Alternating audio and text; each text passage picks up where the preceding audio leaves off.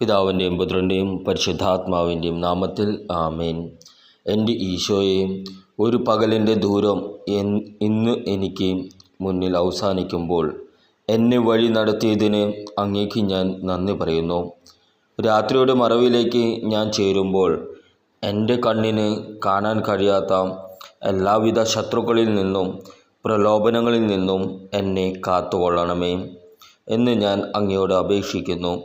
രാത്രിയുടെ ഭീകരതയിലും അന്ധകാരത്തിൻ്റെ പിടിയിലും ഞാൻ അകപ്പെടാതിരിക്കട്ടെ. നാളെ എന്നെ കാത്തിരിക്കുന്ന എല്ലാ വിപത്തുകളും ഈ രാത്രിയിൽ ഞാൻ ഉറങ്ങുമ്പോൾ തന്നെ അങ്ങ് ക്രമീകരിക്കണമേ. സ്നേഹവും സമാധാനവും ക്ഷമയും എന്നിൽ നിറച്ച് അങ്ങയുടെ പരിശുദ്ധാത്മാവിനാൽ എന്നെ ജ്വലിപ്പിക്കണമേ. യാതൊരു രോഗങ്ങളും കടബാധ്യതകളും സങ്കടങ്ങളും ആകുലതകളും എന്നെ ഭരിക്കുവാൻ അങ്ങ് ഇടയാക്കരുതേ. അങ്ങയുടെ തിരുരക്ത കോട്ടയ്ക്കുള്ളിൽ എന്നെ മറച്ചുകൊള്ളണമേ. നാളത്തെ പകൽ അങ്ങ് എനിക്ക് വേണ്ടി ഞാൻ ആഗ്രഹിക്കുന്നതിനും അപ്പുറമായി ഒരുക്കി വെച്ച് എന്നെ വിളിച്ചുണർത്തണമേ.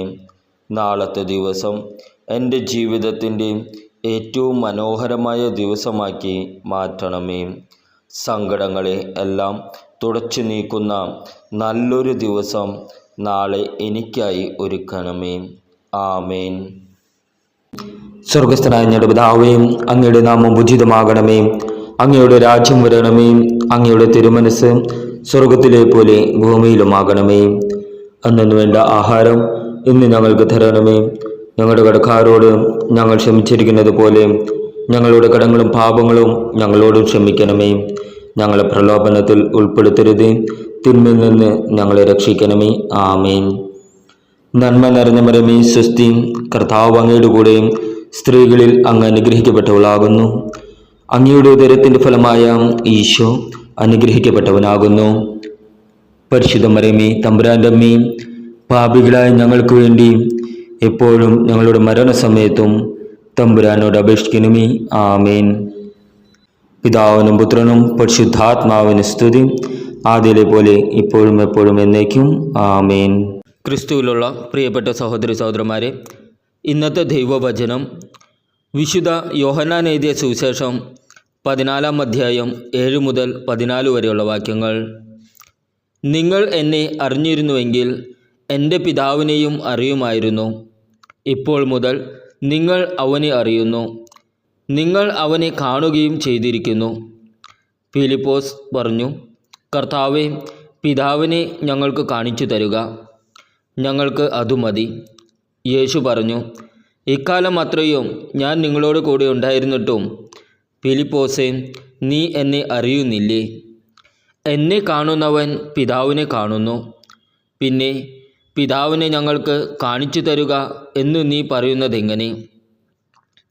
ഞാൻ പിതാവിലും പിതാവ് എന്നിലും ആണെന്ന് നീ വിശ്വസിക്കുന്നില്ലേ? ഞാൻ നിങ്ങളോട് പറയുന്ന വാക്കുകൾ സ്വമേധയാ പറയുന്നതല്ല. പ്രത്യുത എന്നിൽ വസിക്കുന്ന പിതാവ് എൻ്റെ പ്രവൃത്തികൾ ചെയ്യുകയാണ്. ഞാൻ പിതാവിലും പിതാവ് എന്നിലും ആണെന്ന് ഞാൻ പറയുന്നത് വിശ്വസിക്കുവിൻ. അല്ലെങ്കിൽ പ്രവൃത്തികൾ മൂലം വിശ്വസിക്കുവിൻ. സത്യം സത്യമായി ഞാൻ നിങ്ങളോട് പറയുന്നു, എന്നിൽ വിശ്വസിക്കുന്നവനും ഞാൻ ചെയ്യുന്ന പ്രവൃത്തികൾ ചെയ്യും. ഞാൻ പിതാവിൻ്റെ അടുത്തേക്ക് പോകുന്നത് കൊണ്ട് ഇവയേക്കാൾ വലിയവയും അവൻ ചെയ്യും. നിങ്ങൾ എൻ്റെ നാമത്തിൽ ആവശ്യപ്പെടുന്നതെന്തും പിതാവ് പുത്രനിൽ മഹത്വപ്പെടാൻ വേണ്ടി ഞാൻ പ്രവർത്തിക്കും. എൻ്റെ നാമത്തിൽ നിങ്ങൾ എന്നോട് എന്തെങ്കിലും ചോദിച്ചാൽ ഞാനത് ചെയ്തു തരും. നമ്മുടെ കർത്താവായ ഈശോ മിശിഹായ്ക്കും സ്തുതി.